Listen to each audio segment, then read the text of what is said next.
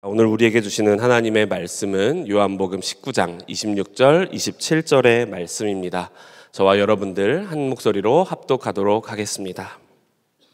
예수께서 자기의 어머니와 사랑하시는 제자가 곁에 서 있는 것을 보시고 자기 어머니께 말씀하시되 여자여 보소서 아들이니이다 하시고 또 그 제자에게 이르시되 보라 내 어머니라 하신대 그때부터 그 제자가 자기 집에 모시니라. 아멘.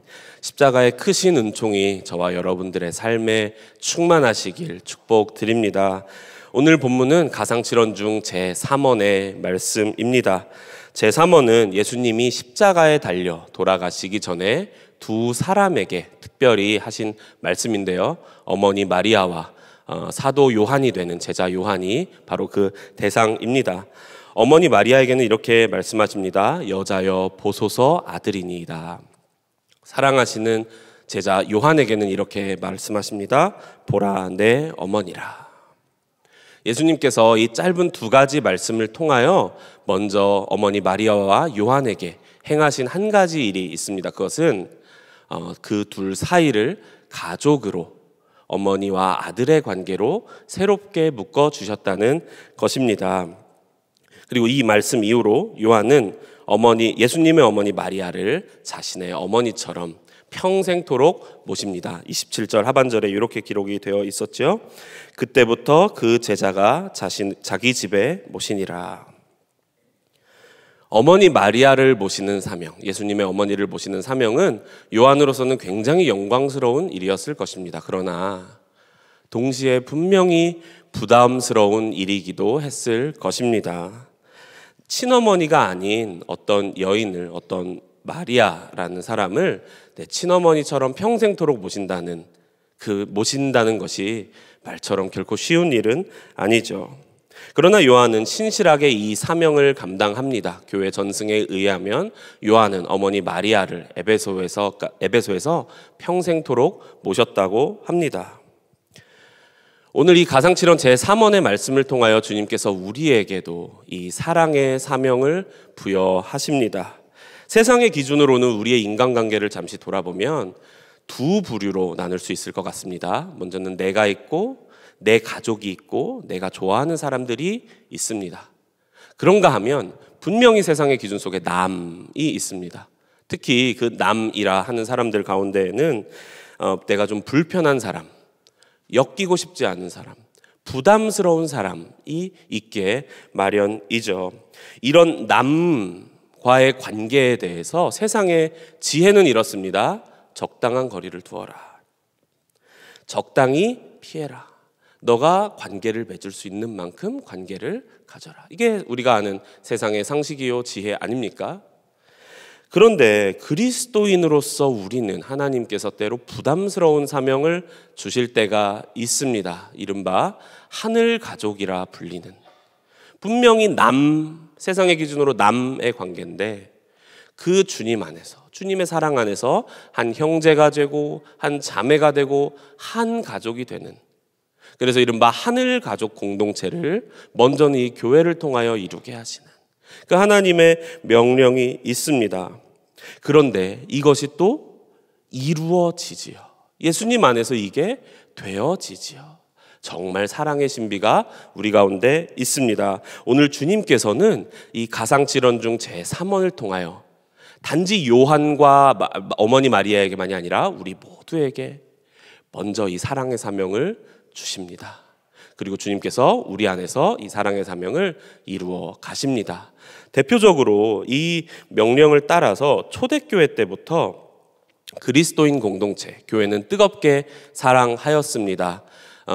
특히 고대 로마 사회 안에 역병이 돌았을 때 그리스도인은 자신의 목숨을 아까워하지 않고 그 전염병, 죽음을 기다리는 그 사람들에게 다가가서 그 사람들을 돌보고 그 사람들을 환대하고 그 사람들을 사랑했습니다.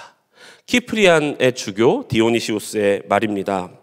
우리 기독교인 형제들은 위험을 무릅쓰고 아픈 자를 도맡아 그리스도 안에서 모든 필요를 공급하고 섬겼습니다. 그들은 환자로부터 병이 옮자 그 아픔을 자신에게로 끌어와 기꺼이 고통을 감내했습니다. 그리고 병자들과 함께 평안과 기쁨 속에 생을 마감했습니다. 그리고 우리가 잘 아시는 초대교회 교부 터툴리안의 전도 문구도 이것이었죠. 당신은 그리스도인들처럼 사람들을 사랑하는 사람을 본 일이 있습니까?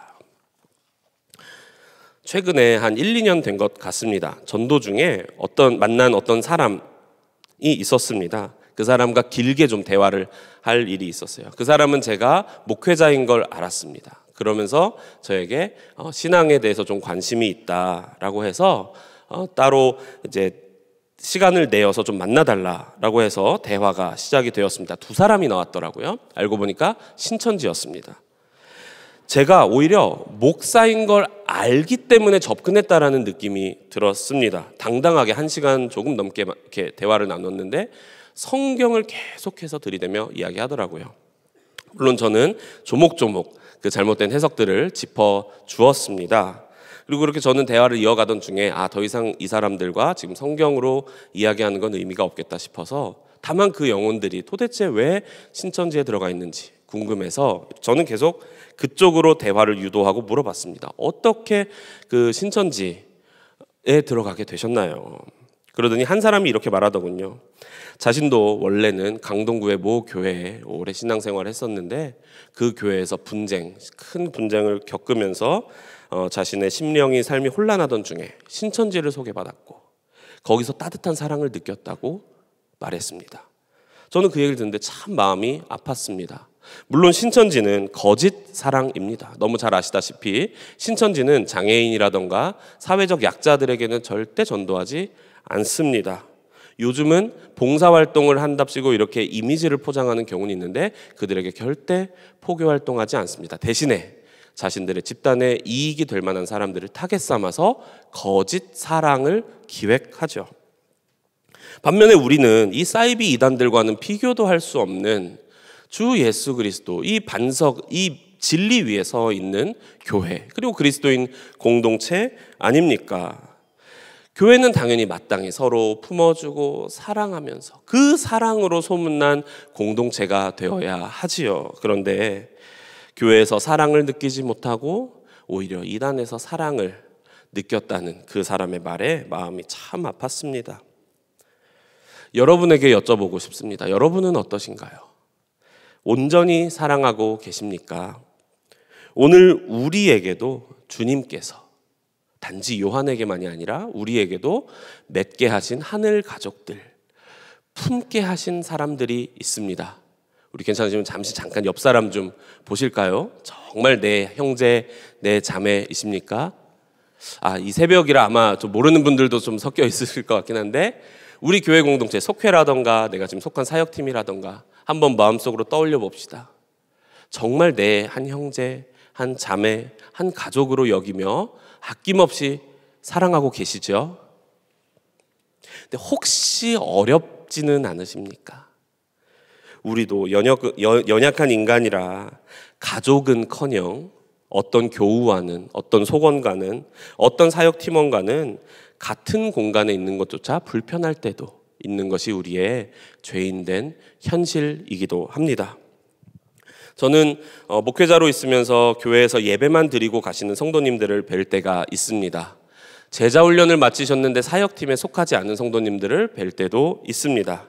저는 그런 성도님들을 존중합니다. 그러면서도 목양적으로 예배만 드리고 가시는 성도님들께는 속회에 참여하시도록 또 제자훈련까지 마치신 경우에는 사역팀에 들어와 보시도록 권해드립니다. 그러나 부담스러워 하시는 경우들이 있습니다. 보통은 이렇게 저에게 말씀을 하십니다. 그냥 저는 좀 혼자 조용히 신앙생활하는 게 좋아요. 그리고 교회에서조차 관계 스트레스를 받고 싶진 않아요. 또 그렇게 말씀하시는 분들 중에 조금 딥하게 나눠주시는 분들은 이런 이야기를 제가 심심치 않게 듣기도 합니다. 이전에 교회에서 열심히 이렇게 생활하다가 교회 안에 인간관계에서 상처받아서 그래서 한참 힘들었어요. 혹시 이제 예배 드리는 건 내가 예배를 간신히 회복했는데 교회 공동체에 다시 들어갔다가 사람들한테 상처받을까 봐 두려워서 그래서 주님과의 관계가 혹시 멀어지진 않을까 두려워서 그냥 지금이 좋아요. 이렇게 좀 정말 진솔한 고민을 나눠주시는 성도님들도 만나곤 합니다. 오늘 이 가상칠언 3원을 통해서 주님이 분명한 것은 주님이 우리에게 사랑의 사명을 주셨습니다. 그리고 사랑할 사람들도 붙여주셨습니다. 그 중에는 우리가 얼마든지 사랑할 수 있는 사람이 있고 혹은 때로는 부담스러운 사람도 있기에 마련입니다. 그러니까 우리의 현실은 이거죠. 주님이 우리에게 사랑하라고 하셨는데 나에겐 사랑할 힘이 없어. 사랑이 너무 어려워. 사랑이 너무 부담스러워. 물론 적당한 거리를, 세상의 방식처럼 적당한 거리를 둔 채로 사랑할 수는 있습니다. 또 겉으로 사랑하는 척 하는 건 얼마든지 우리가 할 수 있습니다. 그러나 오늘 이 말씀처럼 단지 그냥 요한에게 우리 어머니 좀 잘 보살펴줘 수준이 아니라 보라 내 어머니라. 한 가족처럼 사랑한다는 것은 전혀 차원이 다른 문제입니다. 가족은커녕 아까 어떤 성도님의 말씀처럼 새로운 인간관계를 맺는 것조차, 교회에서 관계로 말미암은 스트레스를 받는 것조차 힘겨울 때가 있는 것이 우리의 현실이죠. 자, 그렇다면 왜 주님께서는 우리의 이 연약함을 아시는데, 사랑하지 못함을 아시는데 왜 우리에게 사랑의 사명을 자꾸 주시는 것일까요? 결론부터 말씀드리면 진정한 사랑이 너희들로부터 쥐어짜내서, 우리 안에서 쥐어짜내서 사랑하라가 아니라 진정한 사랑이 십자가에서 시작되는 것을 알게 하시기 위함입니다. 그리고 십자가에서 시작되는 사랑으로 새롭게 살게 하시기 위함입니다. 오늘 말씀을 좀 깊이 보겠습니다. 예수님이 사랑의 사명을 맡기신 사람이 제자 요한이었습니다. 우리가 그리고 요한을 사랑의 사도로 알고 있습니다. 그러나 요한이 태어났을 때부터, 어린 시절부터, 제자로 활동할 때부터 그렇게 자비롭고 마음이 따뜻하고 온유하고 그런 사람이었을까요? 전혀 아니었던 것 같습니다. 오히려 요한은 누구보다도 불같은 성정의 사람이었습니다. 하루는 예수님이 제자들과 함께 사마리아를 지나가게 되실 때 사마리아 사람들이 예수님을 배척하는 일이 있었습니다. 그때 요한이 이렇게 말합니다. 누가복음 9장 말씀에 제자 야고보와 요한이 이를 보고 이르되 주여 우리가 불을 명하여 하늘로부터 내려 저들을 멸하라 하기를 원하시나이까. 하늘에 불 내려달라고 기도할까요? 아주 막 엄청난 분노가 올라온 거죠. 베드로만 다혈질이 아니라 요한도 어마어마한 다혈질이었습니다. 오죽하면 요한의 별명이 뭔지 기억하시죠? 보아너게, 우레의 아들이었겠습니까? 또 한 가지, 요한은 지극히 자기중심적인 사람이기도 했습니다. 12제자 그룹에서 공동체 생활을 하면서도 그렇게 오랫도록 12제자들 같이 있으면서도 자기 잘 되는 거에만 관심이 있었던 게 요한이었습니다. 12제자 몰래 요한은 형제 야고보와 함께 예수님에게 은밀한 부탁을 하죠. 마가복음 10장 말씀입니다. 여짜오되 주의 영광 중에서 우리로 하나는 주의 우편에 하나는 좌편에 앉게 하여 주옵소서. 그러니까 자기 잘 되는 데에만 관심이 있었던 것이 요한이었습니다.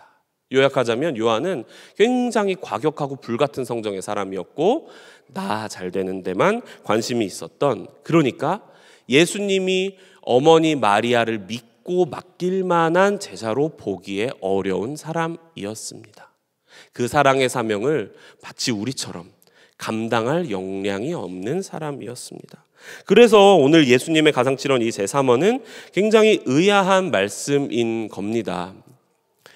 예수님께서는 전혀 이 사명을 감당할 힘이 없는 요한의 성정을 너무나도 잘 아시면서도 제자 요한에게 어머니 마리아를 맡기는 이 사랑의 사명을 부여하십니다.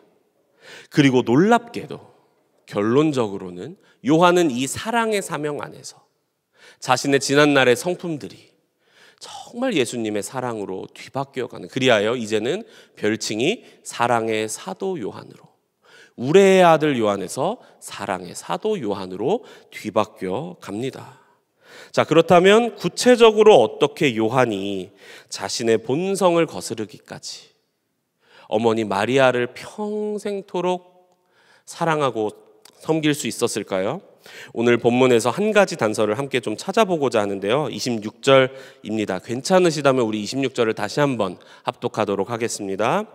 예수께서 자기의 어머니와 사랑하시는 제자가 곁에 서 있는 것을 보시고, 사랑하라라고 명령하기 전에 예수님께서 요한을 사랑하시는 자로 보셨습니다. 요한이 사랑하기 이전에 예수님이 먼저 사랑하셨습니다. 제가 밀양에서 처음 단독 목회를 시작했을 때 일입니다.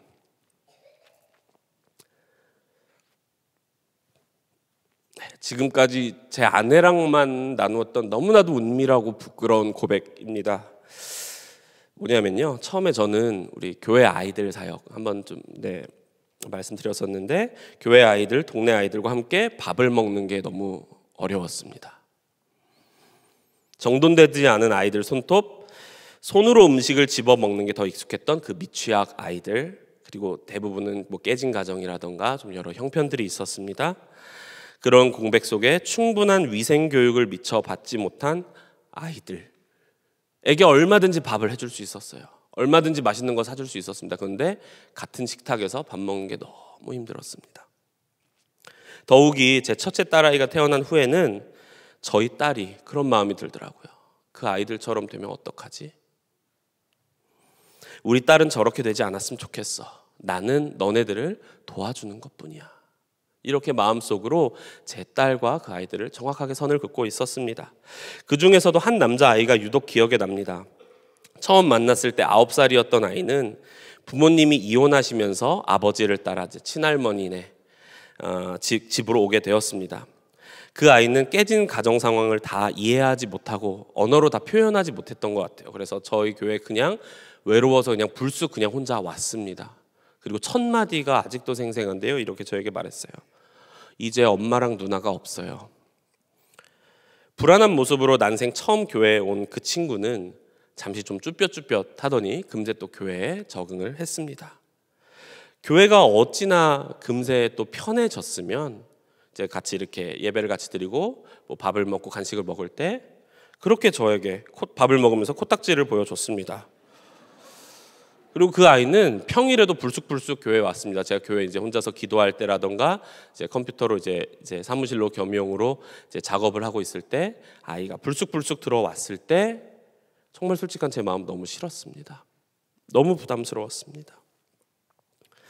또 그 아이는 저희 첫째를 그렇게 귀여워해 줬습니다. 아직 걸음마를 하기 전이었는데요. 그 아이는 너무너무 예뻐하는 마음이었어요. 여기저기 이렇게 저희 딸을 만지는 거예요. 근데 그게 너무 불쾌했습니다. 아이에게 물론 이렇게 잘 얘기는 했었죠. 우리 아이는 지금 너무 아기라서 이렇게 직접 만지면 좀 쉽게 다칠 수 있어. 그러면 이제 빼요. 근데 저희가 안 보면 또 몰래 만집니다. 그 호기심을 이기지 못하는 거예요. 가끔 이 친구가 이제 주일에 예배에 왔다가 일찍 갈 때, 아니면 또 어떤 날은 뭐 집안에 일이 있어서 아예 예배에 오지 않았을 때 좋았습니다. 예수님은 분명히 수고하고 무거운 짐진 자들아 다 내게로 오라. 누구든지 목마르거든 내게로 와서 마시라 말씀하셨는데 저는 그 아이가 안 오면 그렇게 좋았습니다.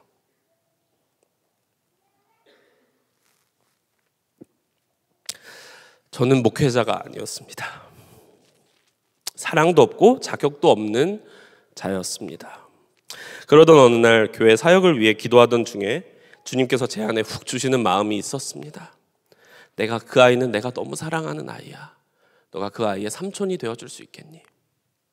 전 너무 싫었습니다. 아니 내가 왜 그렇게까지 해야 돼요? 이 정도 이렇게 내가 연고도 없는 여기 와서 이렇게까지 했으면 됐죠. 그때 주님의 십자가 사랑이 다시 새삼 묵상되었습니다. 죄악 덩어리였던 제 자신을 먼저 죽기까지 사랑하시고 특별히 이제 아버지가 없어, 제 육신의 아버지가 일찍 소천하신 관계로 아버지가 없어 라고 여기던 저에게 아버지 하나님으로 다가오신 하나님, 십자가에서 그걸 완성하신 예수님의 사랑을 저는 누렸는데 제가 누군가를 배척하고 있다뇨. 제 안에 회개가 올라왔습니다.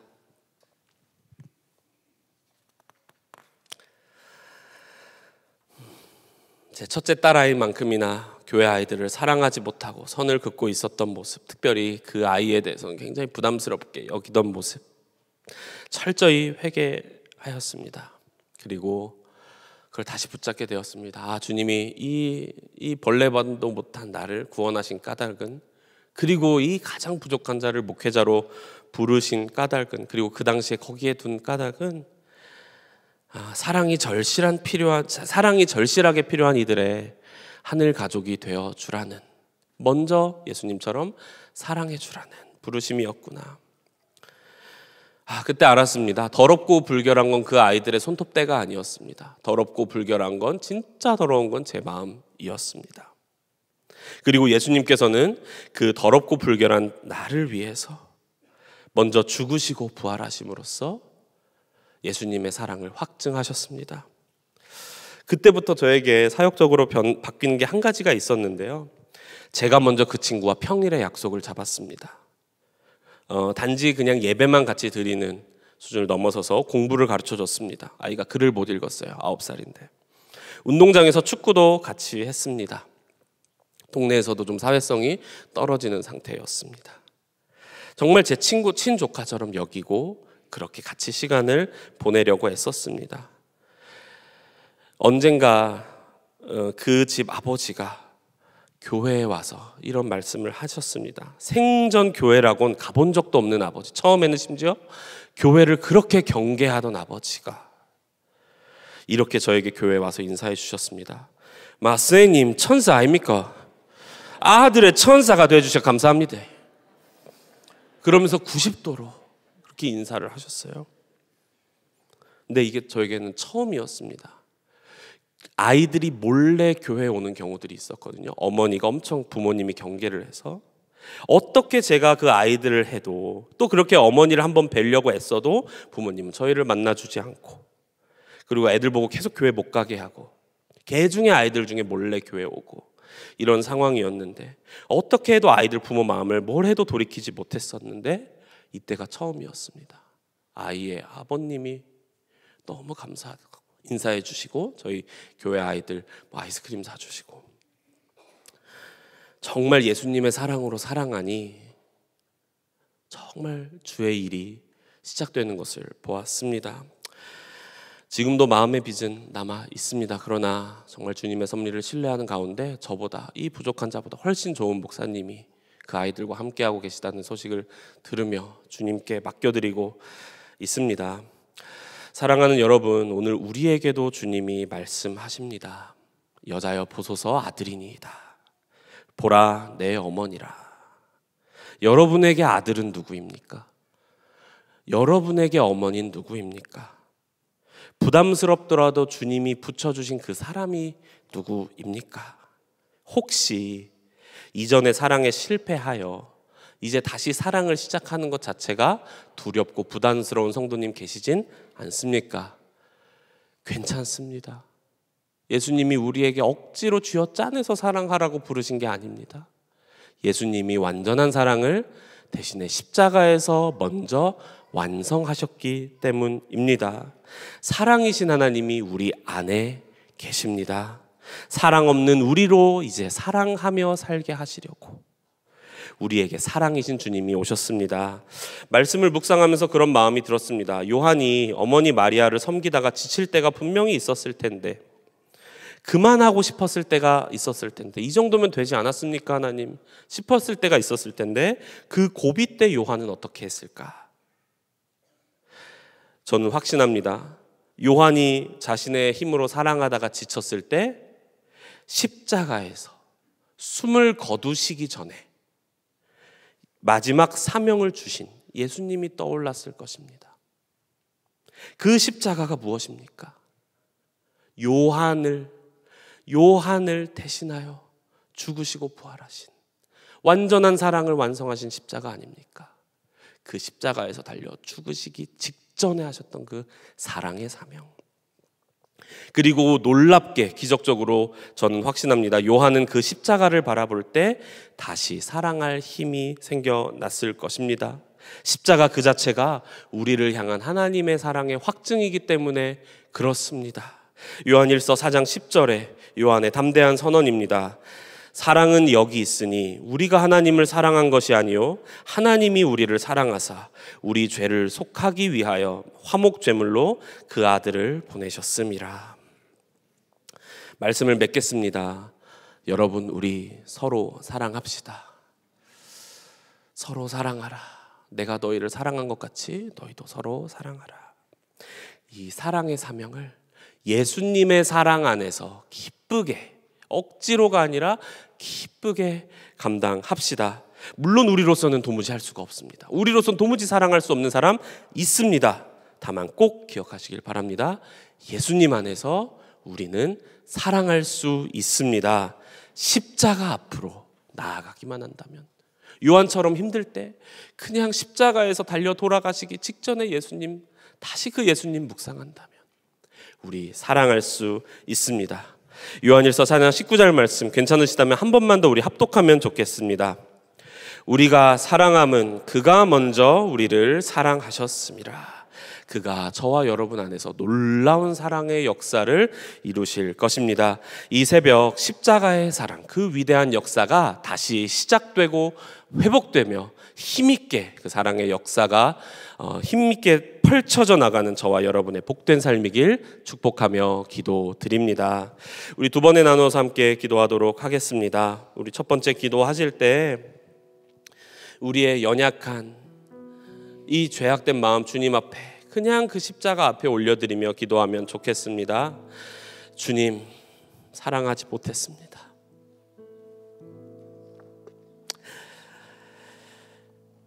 사랑이 너무 어렵습니다. 회개합니다. 주님, 여전히 저는 내 미움, 이기심, 분노, 세상의 기준대로 적당히 사랑하며 살아가는 게 익숙합니다. 주님, 이 시간 주님 앞에 기도하오니 미움, 이기심, 분노를 따라 살던 이전의 삶을 십자가 보혈로 정결케 하여 주옵소서. 우리 진실한 마음으로 있는 모습 그대로 깨어진 심령 그 자체로 주님 앞에 주의 이름 한번 부르고 기도하며 나아가겠습니다. 주여,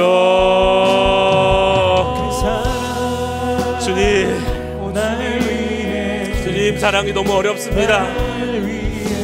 사랑하지 못했음을 회개합니다. 주님, 여전히 내 미움 감정 그대로 살아가는 게 좋습니다. 주님, 세상의 기준대로 적당히 살아가는 게 좋습니다. 아버지, 나의 이기심과 분노를 꺾는 것이 너무나도 어렵습니다. 주님, 이 죄악된 존재를 아버지 주의 보혈의 은혜로 새롭게 하여 주옵소서. 정결케 하여 주옵소서. 주님, 내 안에 사랑이 없습니다. 아버지, 사랑하지 못하는, 도무지 사랑이 없는 아버지, 정말 그저 미움과 이기심과 분노, 아버지 원망과 원한을 따라 살던 이전의 삶을 십자가 보혈로 정결케 하여 주옵소서. 십자가가 아니고서는 도무지 방법이 없습니다. 주 예수님이 아니고서는 도무지 방법이 없습니다. 주님, 아버지, 나를 이 사랑 없는 존재를 먼저 정결케 하여 주옵소서. 주님, 사랑 없는 이 존재를 회개합니다. 사랑하지 못했음을 회개합니다. 아버지, 마음에 내가 상처받은 것만 기억하고, 아버지, 내가 손해본 것만 기억하고, 아버지, 내 안에 원한을 품고 살았던 삶을 회개합니다. 십자가가 아니면, 도무지 십자가가 아니면, 십자가에서 완성하신 주 예수 그리스도의 완전한 사랑이 아니면 도무지 나에게는 어떤 방법이 없습니다. 오 주님, 나를 정결케 하여 주옵소서. 보혈의 은혜로 정결케 하여 주옵소서. 주님, 새롭게 하여 주옵소서. 우리 한 번 더 기도하실 때 정말 예수님 아니면 답이 없습니다. 그저 우리가 사랑하기 이전에 먼저 예수님의 사랑으로 우리의 심령을 채워달라고, 예수님의 사랑으로 우리의 심령을 뒤집어달라고 함께 기도하면 좋겠습니다. 기도하실 때 주님의 십자가 사랑을 우리 마음에 충만히 부어 주옵소서. 예수님의 사랑으로 먼저 용서하게 하소서. 특별히 주님께서 지금 마음에 부담 주시는 어떤 특정한 사람이 있다면 그 사람을 올려드리며 기도하면 좋겠습니다. 예수님의 사랑으로 용서하고 용납하게 하소서. 예수님처럼 사랑만 하며 살게 하소서. 주의 이름 한번 부르고 함께 기도하겠습니다. 주여, 오 주님, 기도합니다. 아버지, 주의 사랑이 아니고서는 아버지 도무지 가망이 없는 이 존재 먼저 예수님의 사랑으로 충만케 하여 주옵소서.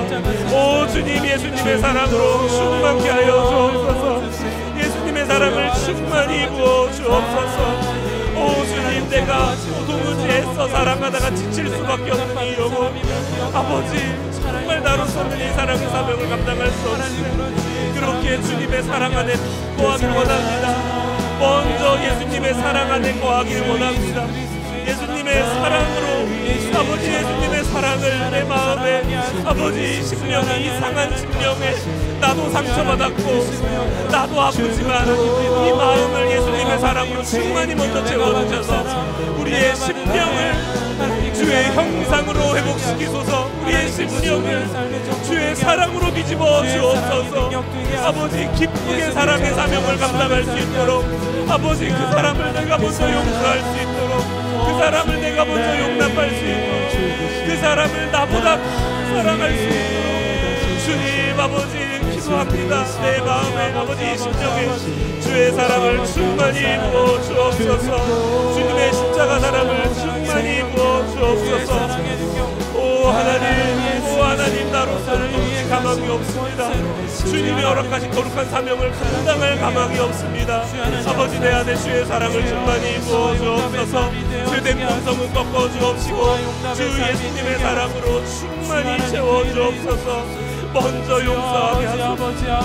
주님 먼저 넉넉히 용서할 수 있고, 아버지 내 마음에 주의 사랑을 충만히 부어 주옵소서. 용납하게 하옵소서.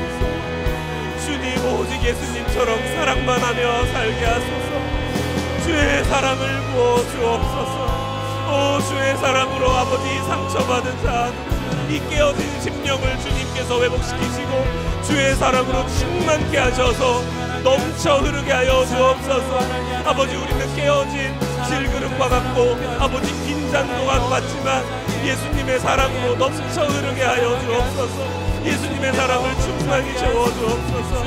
아버지 그리하여 정말 주님처럼 사랑의 사도가 사랑하는 사람이 되길 원합니다. 예수님처럼 사랑만 하며 살길 원합니다. 아버지 우리의 마음을 주님의 사랑으로 새롭게 하소서. 우리의 사랑으로 뒤집어